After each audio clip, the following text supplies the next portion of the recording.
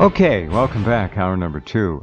This world is just being driven into a frenzy of news and information, and we're doing our best to keep it sorted out for you. One of the extraordinary people we have on this program each month is Mitchell Henderson, whose background in intelligence is extraordinary. There are many things he cannot talk about, but fortunately there are a lot of things he can and does talk about on this program. Mitch, welcome back to the program. How are you?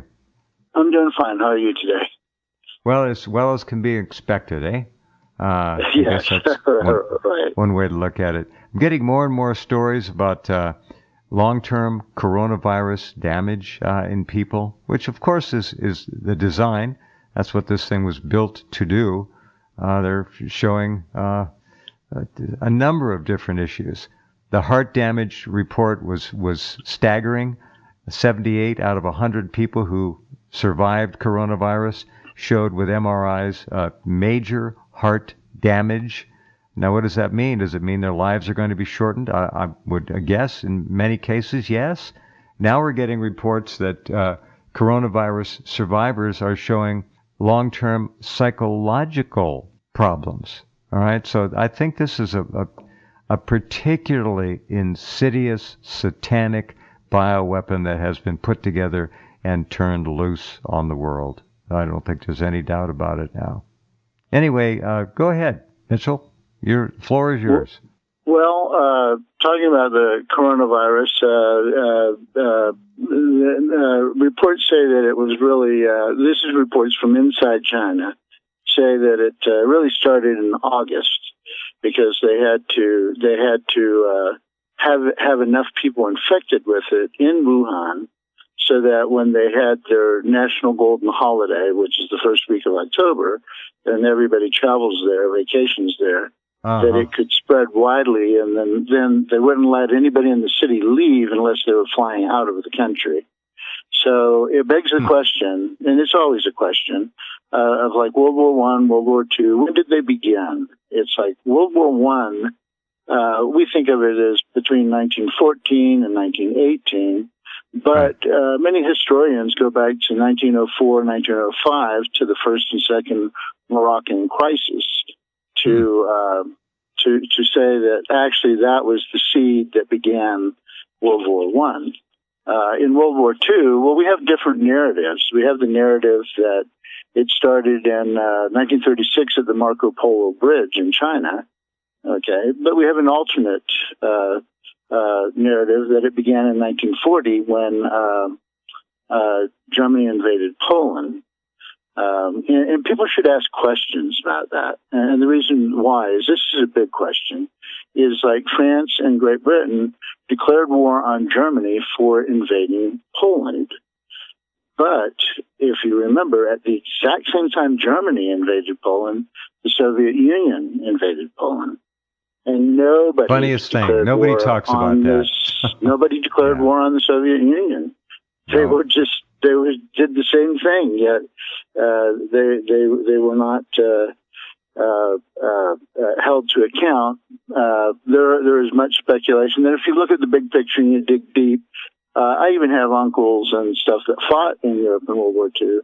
That when I became a veteran after the Vietnam War, they confided in me that they felt that World War II was the war to save communism from extinction. Oh, bless them. They saw it. Even though they were right down slogging through it, they could see it. Yep. They were slogging through it, but they knew what it was about. Okay, so really the World War III, which is really the globalist war, it's the Zionist endgame. Okay, it's where this is their chance to accomplish everything. And it started in August of 2019. Okay, right. So what they're not telling us is all the things that are going on everywhere. And even if they do tell us something about it, they don't go into any depth. For example, China's in war with India right now. Right now, they're actually doing combat with India. On the high plateau that both countries claim as their own. Right. And a lot of people don't realize about India. India sort of had a history like the United States. When they became independent, there was the largest group of people, of course, were Hindi people, and then there were the second largest group were Muslims. The third largest group was Christians. Okay. And the Hindus objected to both Christianity and Islam because, well, they completely wiped out the caste system that the Hindus had always gone on. Because if you're a Dalit, an untouchable, all you have to do is become a Christian or a Muslim, and all of a sudden you're not an untouchable anymore. Okay, so what happened is when they gained independence, if you read the history of India, the Congress Party of India is the one who controlled India almost all up until Modi became president a few years ago. And when I talk to people from India, they inform me that what the issue was is they had affirmative action for everybody but Hindus. Hindus, it was their country, but yet they were second-class citizens in their own country. And Modi, he came to power by asserting, well, India is a Hindu country, okay? So it's like a Hindu nationalist party and stuff. And he's very assertive. I even read an article debunking the idea that India was sort of a complacent country and not assertive. Because they say they have a very good army and they are assertive and stuff. And since Modi got in, before Modi, the Congress Party would argue that, well, we cannot nuke Pakistan because there's Hindu holy sites there. Well, Modi, being a Hindu or Hindu nationalist, he says, well, we certainly can nuke them.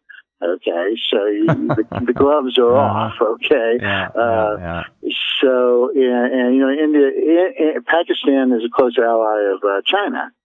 So India has to fight two fronts there. What India has been doing is one, they have been getting friendly with the United States. They just signed a logistical support agreement with Australia, where their ships can dock in Australia and pick up supplies and stuff like that. So they're moving into bulwark Australia against China, the Indians. Right. Oh. Exactly. And they have in the offing, they have they're going to sign a similar agreement with Japan. Okay. Because Japan has been very assertive against China recently also. Yeah.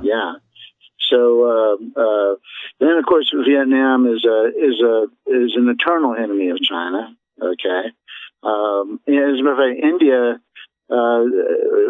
You have to remember also that Russia is friends with India. They're traditional friends with India, and they have this anti-ship missile called the Brahman missile, which is actually developed by both India and Russia, and Vietnam has been buying those missiles. So India has good relations with Vietnam also. Okay, so there's like a anti-China organization kind of developing, and China has noticed that they don't have any friends in the world, outside of the United States. No, they really don't. Nobody seems to trust them much. No, funny as thing. They don't. Okay. Plus, there's news coming from China that's you have to remember that every military officer in China has to study the 7 military classics, including Sun Tzu. And Sun Tzu, of course, says when you're weak, you have to project strength. When you're very strong, you got to project weakness. When you're close, you got to seem far away. When you're far away, you got to seem close. It is in their blood to do that. Okay, so you have to remember that Chairman Xi is an absolute dictator, an absolute leader. Okay, but you have this news. He's not stepping down. No, he's not stepping down. No, he's not. They have this news saying that the Li Keqiang clique in the CCP is moving to oust him. Okay. Well, you have to remember that nothing is said in China unless it's approved. Chairman Xi has to approve it being said. So he's got to approve this news leaking out. There was two guys who wrote books. General Kiao Lang just published a book called Unrestricted Warfare, in which he says that China's too weak to attack Taiwan. Okay, that should be a signal that China's getting ready to attack Taiwan. It's General Kiao Liang, and he wrote it in a book called Unrestricted Warfare. You're reading it totally right. That's complete. That's predictive programming in a way when you think about it. Yes. That means they're gearing up for it. Right. And they must have so many scenarios. Yeah. General Daiju, who wrote a paper and had it published, he says the same thing, that, well, we're too weak to attack Taiwan right now. And he suggests that they release more viruses on the world. Okay, so this is interesting because they claim that they did not release the first virus. But now this general says we need to release more viruses on the world. So that's sort of like I don't know how they missed that. One of the things they're doing, did you know that China's been mailing seeds just to individual people to plant and grow? Yeah. And U.S. Department of Agriculture said do not plant those seeds because they think that they're infected with a bioweapon that will destroy crops and create famine here in the United States. Mm-hmm. Okay. Biological warfare also is targeted towards food resources and stuff also. So then Japan, of course, like I said, they're kind of against them. And I think what China's waiting for is, like, on Election Day, if the Democrats win, China will attack Taiwan because the Democrats will not defend Taiwan. No, they won't. Good point. Very good point, Democrats Mitchell. are very in bed important. with the Chinese. Yeah. The Chinese are globalists also, just like the Biden, Democrats all are. of them. Creeps. And both the Democrats and the Chinese, of course, are Marxists. So they have a lot in common. Okay, so then you have, speaking of the Zionists, you also have Israel being very active in Iran right now with asymmetrical warfare. They blew up the nuclear plant and set them back about 2 years on development of nuclear weapons. They've also been catching, they caught a big shipyard on fire. They've been it's almost daily. There's bombings and burnings and attacks and stuff in Iran. Right. And one thing that Americans have to realize is that, do you know that in Iran, which is a theocratic country, on Friday prayers, less than 1% of the population goes to the mosque on Friday. So less than 1%? Huh. Less than 1% shows up for prayers on Friday. Okay, so this is in a theocratic country where you're ordered pretty much to attend. But what does that tell you, ladies and gentlemen? It's very interesting. Yeah. So then we have the Turkey situation. Turkey is Turkey acts very anti-Israel. Okay. They act that way, but what they actually they do support Islamic terrorists and stuff. They use them as mercenaries, like in Syria. They mostly use Al Qaeda to do their fighting in Syria. But see, Russia is against Turkey in Syria. They won't let them expand any further. Then Turkey decided to go support the UN government in Tripoli against General Haftar, who's anti-Islamist. Okay, so Russia has sent troops and material to General Haftar. So Russia and Turkey are actually standing off against each other, in two different countries in the Middle East. So they're not friends. Okay.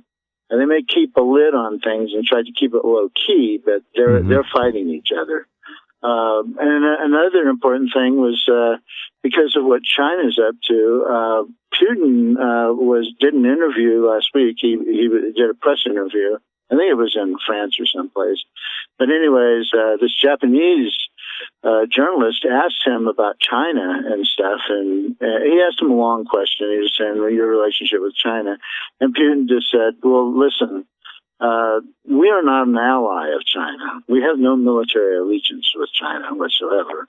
So he said, you can, and they caught China. They had sold some S-400 missiles to China, and they caught China copying them to try to sell them to third countries and stuff. And so Russia quit delivering the missiles that the Chinese had purchased, and they got on to China. Plus, China's already stirring up trouble in Siberia, for Putin, and he resents that. The only place China can expand into that is an unpopulated area is Russia.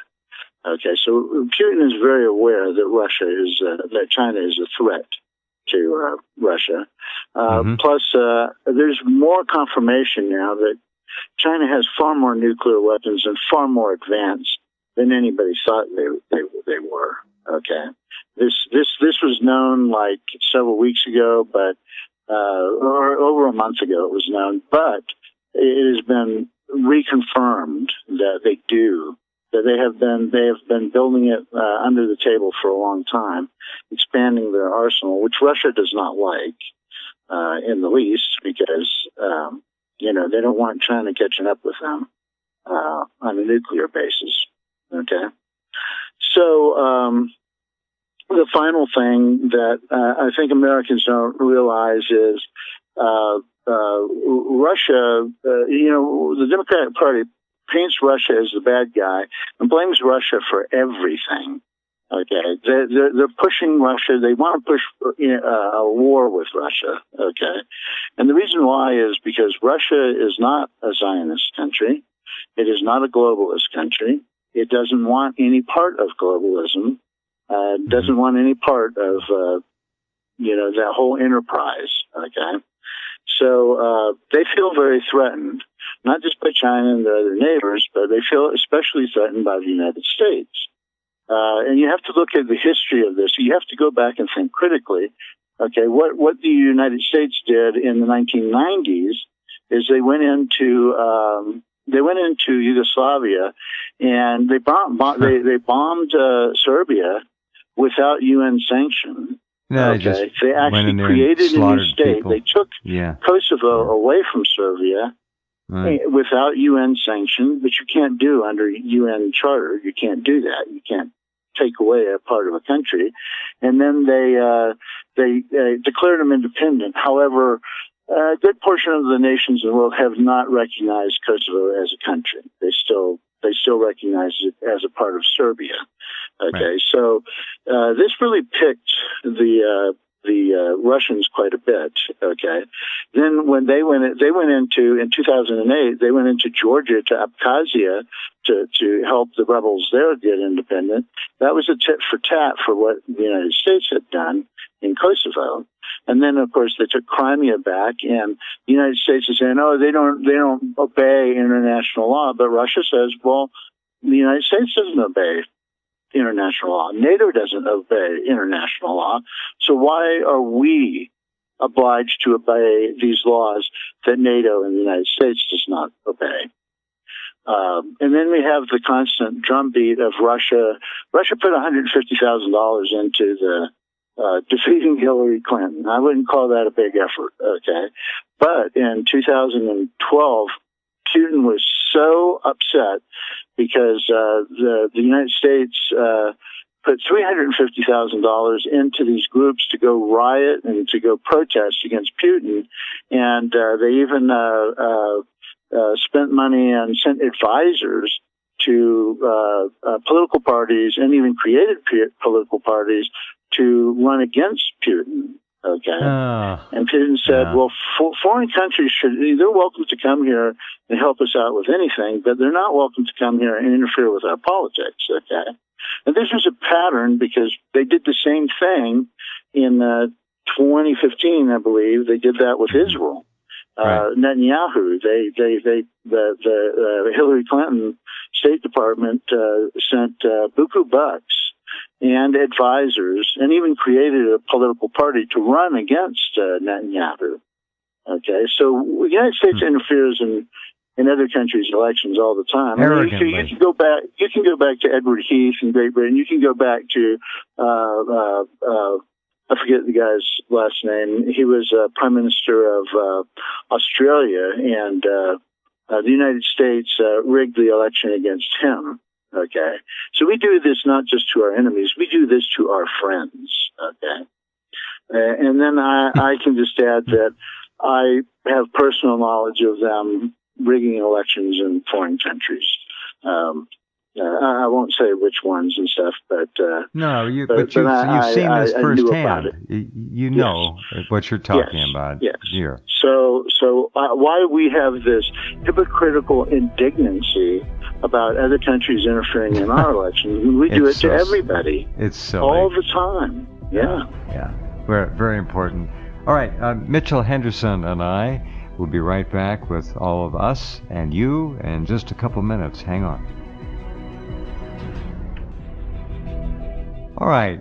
It doesn't matter how bad the economic times are, because there's one thing we can always count on, and that's very simply that the rich will always get richer.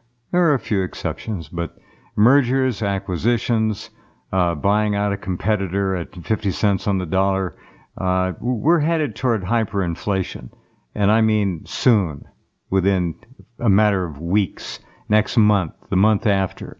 Hyperinflation. The dollar took a 10% slide. That's a big story. Inflation is coming. Look for prices in the stores to start going up next month. 10, 15, 20, 25%, maybe more. Don't be surprised.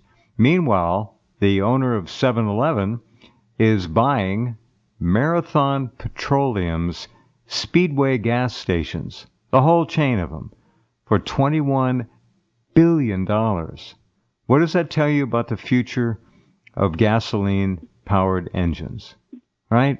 Diesel-powered engines. It should tell you a lot. Fortunately, my nearby service station, one of them, is one of the I think there are only two in this whole area. It has ethanol-free gasoline. If you want to ruin your engine, run ethanol gas in it. I don't care if you're talking about a lawnmower, a Harley, or a full-size car.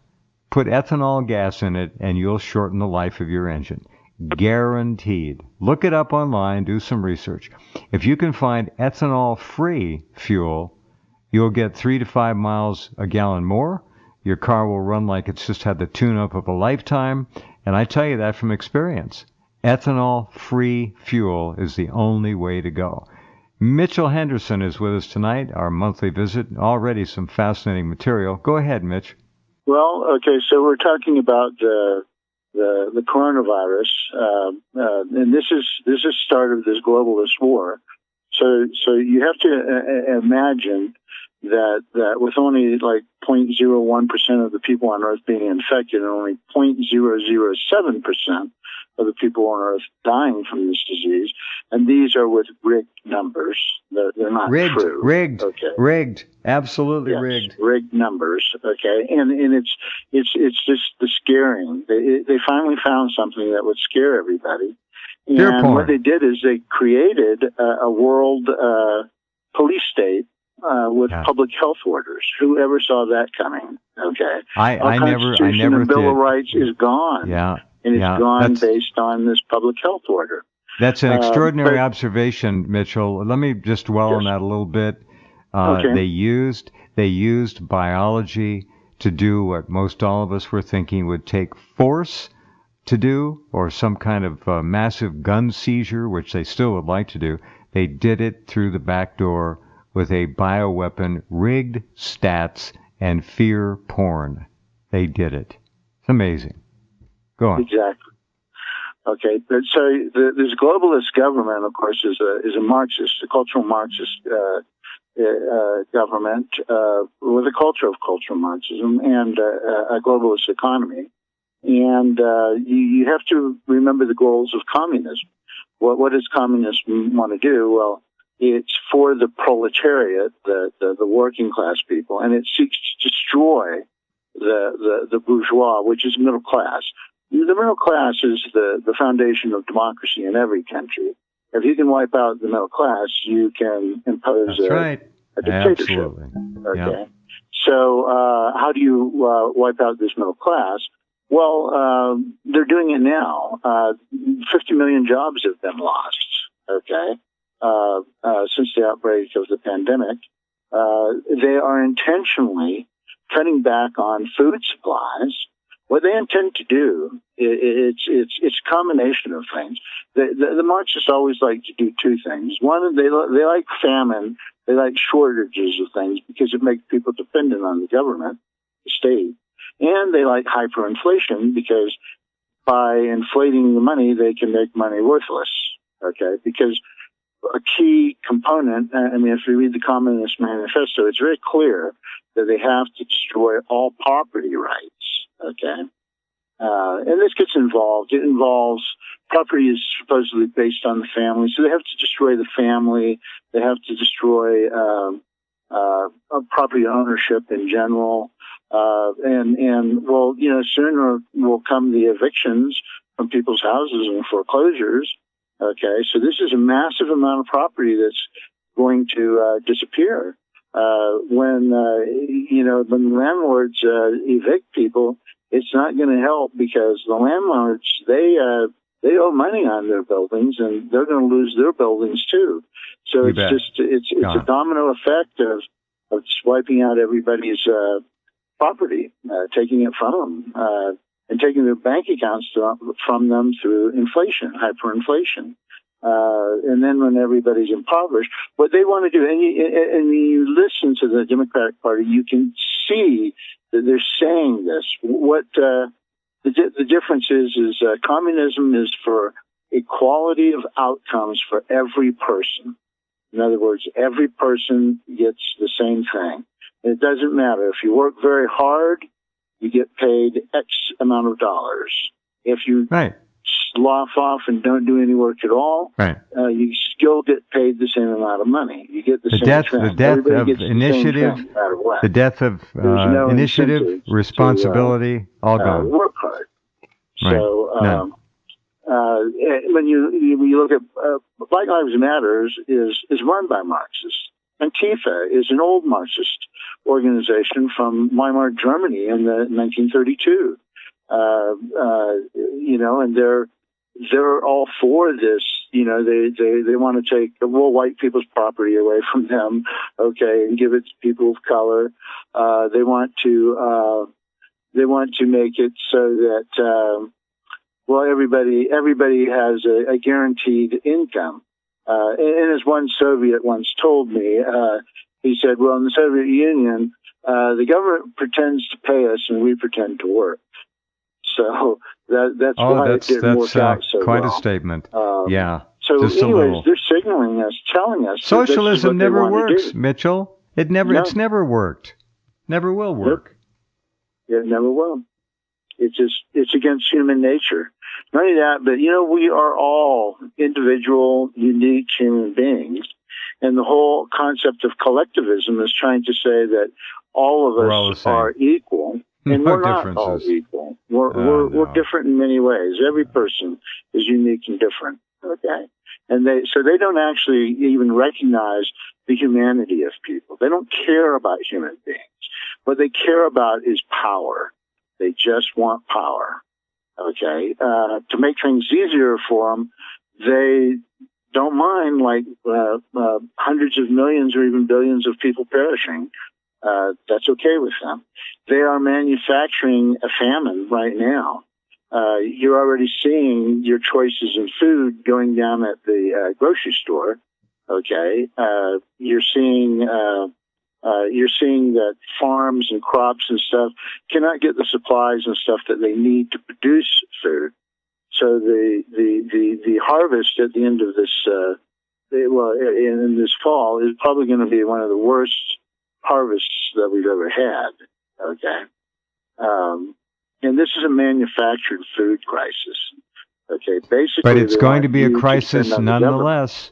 And people are Right. going to be, they're already again in miles long lines at food banks right now, already. Right. And Exactly. we're talking about 30 to 40 million Americans who are facing eviction. Trump today said he was thinking about an executive order to halt all evictions. Well, I mean, that's nice to hear, and something needs to be done.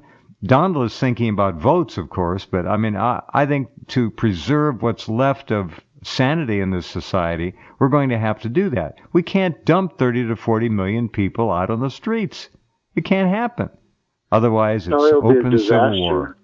Yeah. Well, the thing is this is in my 28 years of military experience and a lot of experience overseas is revolutions really begin when people have nothing left to lose. Okay. It's like when people have something to lose, when you have a large middle class, it's hard to have a revolution because everybody has something to lose. But when nobody has anything to lose, then it's ripe for revolution. I mean, what else do you got? What do you have to lose if you rebel? It's nothing. You don't have anything to begin with. So all you have is something to gain. One of the things they're doing that fits into that, there is either RF or some other kind of radio frequency to duplicate in the mind the sense of defending property, territory, family, self. We're seeing that sense of defending our country, our homes, and everything kind of being overrun and washed down by this lackadaisical lazy malaise thing that's happening to people. They're not out in the streets. They should be out there by the hundreds of thousands in cities, demanding change, demanding some kind of rehabilitation for this broken system. But no one's doing anything. They're just instead down. Go ahead. Even look at Portland, where you have businesses pay a lot of tax money. They pay a lot of property tax. Okay? Yeah, they used to. They also collect taxes, sales taxes for the city. Okay, and that money goes to pay for police services and fire services, et cetera, et cetera. What is the city doing? The city's behind the people burning everything down, and it's telling the police to back off and to let them do it. Okay, so it's like they're neutering the police because, like Orwell said, an effective police state doesn't need police. Okay, what they need and they have now is who's the enforcers now. I mean, I go into 7-Elevens, I go into Walmarts, I go into different stores, Home Depot, whatever, and I have clerks barking orders at me. Hey, social distance, put your mask on. Stuff like that. So what has happened is, and then they have these lines, oh yeah, call the police if you see somebody without, that's got a business open that's not supposed to be open. Lines. Yes. And that's Orwell even said that's how you create an effective police state is by getting the people to be the police. Self-policing. What people cannot understand about this is this, okay? Your average citizen, your average person in the street does not have any criminal justice training or anything. So what they do is they enforce the rules they're told to enforce, and they use no discretion. Okay, what the benefit of having a police force is the police. Well, to break it down, like your police officer out in the street, he has discretion in misdemeanors. Okay, no cop has to arrest anybody for a misdemeanor. He can ignore it. He can give you a warning, or he can arrest you. It's up to him. Okay, he uses his discretion. Okay, then we have the next level of prosecutors. Well, prosecutors have discretion in felonies. They can say, well, we're not going to get a conviction. We're wasting our money trying to put this guy in jail, so we're going to withhold adjudication and stuff. Okay. And then you have the next level of judges, and the judges are the ones who decide whether to sign warrants or not. Okay, and I can tell you from personal experience that it's not easy to talk a judge into signing a warrant. Okay, you have to be very solid for him to do it. He doesn't do that lightly. Okay. Uh-huh. But so these are protections. These actually protect people from arbitrary rules and regulations and stuff, because the people who enforce them have discretion. They can look at the human being behind it. They can look at mitigating circumstances and stuff like that, and decide, well, I'm just not going to bother with that. We're not going to put you in jail for that. Okay. But when you have citizens doing it, they don't have that discretion. They have no discretion at all. Nobody has discretion. So what happens is you have a police state, okay, a very effective police state. That's the thing behind it too. But let me get into one other aspect, Jeff, of the lies that they keep saying. They have this saying. I know I've probably harped on this before, but the coronavirus is a positive sense RNA virus. Okay, and generally they can't make vaccines for those type of viruses, because like in a month or 3 months, that virus can change. For example, in 1980s, early 80s, when the HIV came out, they went full power ahead to try to get a vaccine for it. Well, here it is 40 years later. There's no vaccine for HIV, which is a positive sense coronavirus.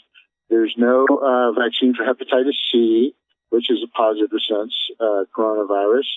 But as soon as this pandemic broke out, Dr. Fauci and all these CDC talking heads and stuff said, we'll have a vaccine in a year. Well, wait a minute. They couldn't do it in 40 years for these other positive sense RNA viruses, but somehow they can do it for with this one. So the question is, what is this vaccine? This is not a vaccine to help you, okay? There's a nefarious purpose behind this vaccine that they're trying to make, okay? And look at when you look at how they took our rights away under a public health thing. I'll give you an example. Is who the World Health Organization was intricately involved in doing this, making sure that this spread, okay? And the Centers for Disease Control. I just read an article like a week ago. I think it was in the New York Times, and it said that 1,000 of the doctors, scientists that work at CDC signed a letter saying that the CDC needs to declare racism as a public health emergency. Can you imagine the things they could do with that? The power that gives them if they actually did such a thing? Right. Because how can you what can you do about racism? Well, I don't think it really existed that much until Black Lives Matter started agitating. Oh, they're the biggest reason that racism is back. It's like people need to question all these things. They need to ask questions. How come they got a vaccine for this? As soon as the pandemic began, they said, by the end of the year we'll have a vaccine. Well, how can they know that when they haven't been able to do it for any other positive sense RNA virus in 40 or 50 years? How come this one they can all of a sudden magically come up with one? You have to ask the question of what is that vaccine? It is not a vaccine that is good for you. No, it's not a normal vaccine. It's not an attenuated or a dead virus. It's predicated on genetic material, which is completely unproven and unsafe. It reminds me a little bit of the Gardasil vaccine, and we remember that how many young girls and boys too were murdered with that vaccine, and they're still giving it. It's a genetic marker type of vaccine. I don't mean to skirt around the issue because I'm not a scientist, but it's not a normal vaccine theory. It's a whole different game. And these several vaccines that are being rapidly pushed are, I wouldn't go near them under any circumstance. I haven't touched a vaccine since I was a little kid. I've not come near them, thank goodness. My parents didn't do it. These are just terribly dangerous things. Well, awful. think of it this way: what they're doing is like for example, right now, like for example, I'm a natural human being. Okay, if I take this shot, I will become a GMO human being. You're GMO'd. Okay, Right there, then. I'll be GMO'd is what's going to happen. So there's great danger in this and stuff. And plus, as I was talking to you before, like dengue fever is a tropical disease. When you get it the first time, you're not going to die from it. It makes you feel very, very bad. That's dengue. Survive. As for our listeners, he's talking about dengue fever. All right, go ahead. So what happens is when you get when you get the disease the first time, of course you get antibodies to it, and it is a positive sense RNA virus too. So there's no vaccination for it, and fortunately so, because if you have antibodies to it and then you get exposed to it at the second time, your body has a overwhelming immune response, which causes you to have a hemorrhagic fever, which will almost certainly kill you. Okay, so think of this. So we really don't have that many people, like 1% or less of our population has got antibodies at this point to coronavirus. And if they get reinfected, the coronavirus does the same thing as dengue virus. It gives you a cytokine storm, which is an immune overreaction in your lungs. How ironic pulling is that? all kinds of white blood cells into your lungs, and you basically suffocate on your own white blood cells or mucus, whatever. Your immune system kills you. If they give everybody this shot, this vaccination, and you get antibodies to the coronavirus, what you're in fact doing is making the coronavirus into a deadly disease that next will time kill you get it, hundreds of millions of people. Right. Yes. And if you haven't been exposed before, but they give you the antibodies through the vaccination, then when you get exposed to it, you're in big trouble. They're not going to be able to save you. You cannot go near this. Don't let them. No vaccines. No. Dr. Mikovits is correct. You cannot get that vaccine. And you should question that. Just really question that big time, because what they're taught. When I went into the store, the clerk that works down there, I've known her for years. She told me that when they come out with a vaccine, I have to have proof of the vaccine in order to keep my job. So, and I've talked to other people too. That's what they're going to try and do. They've already been notified that they'll be fired if they don't get the vaccine. Well, look at Dr. Judy Mikovits, however you want to pronounce it. Look at some of her videos. All right, she's telling the whole story. I've watched them. Yes, they're phenomenal. This woman is one of the bravest people I've ever seen in the media. She's just right there, and she's smart. Oh, she's smart. She knows what's going on. You want to find out? There it is, Dr. Judy Mikovits. There's also, if you look up Karen, like Karen, a girl's name, Karen Vax, on YouTube. There's a video of a female doctor talking about the whole vaccine thing and everything. She explains it very well. Okay, and the way they have been censoring everything on Facebook and everything about coronavirus. They really censor it. And she did a smart thing. Instead of writing corona vaccine, she wrote Karen Vax, which doesn't tip off any computer hardware, looking for keywords or anything. So the last time I checked, they had not taken it down. And that was a good talk too. Another doctor came out and said, why isn't everybody, it's like remdesivir is $1,000 a dose and Plaquenil is only 60 cents a dose. And there's this major effort to discredit Plaquenil as a treatment for coronavirus. Even Plaquenil is hydroxy. Governor Whitmer of Michigan outlawed it said doctors cannot prescribe it to anybody, or they go to jail. And what this doctor from Florida said is, I've had 350 patients and I treat them all. And actually, you could take the Plaquenil once a week and prevent yourself from getting coronavirus, but that is being suppressed. Sure it is. And the science behind Plaquenil is very good. It's an ionophore. That means what it does is it opens up the cell wall of the coronavirus. It lets zinc from your body go in, then the virus cannot reproduce itself. So the science behind Plaquenil is solid.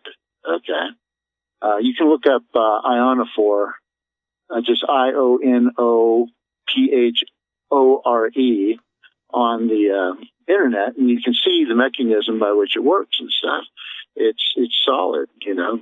It's like we're told to believe things that are absurd, mm-hmm. and we're told to ignore things as a lie that is solid science, you know. Right. Correct. Totally correct, Mitchell.